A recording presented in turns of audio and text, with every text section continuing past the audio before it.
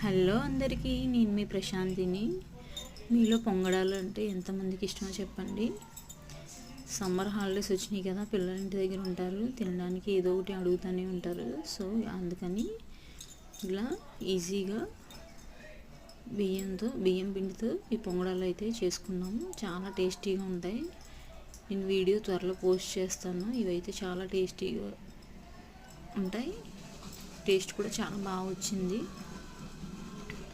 బియ్యంని అయితే ఒక్కరోజు ముందే నానబెట్టేసుకోవాలి పొంగడాలు వండుకోవాలనుకున్నప్పుడు. అట్లా అయితే ఎంత బాగా నానితే పొంగడాలు అనేవి అంత బాగా వస్తాయి, మెత్తగా గుల్లగా వస్తాయి. ఓకేనా, ఇవి 1 kg రైస్తో చేసినవి. నా వీడియో తప్పకుండా లైక్ చేసి షేర్ చేసి కామెంట్ చేయండి.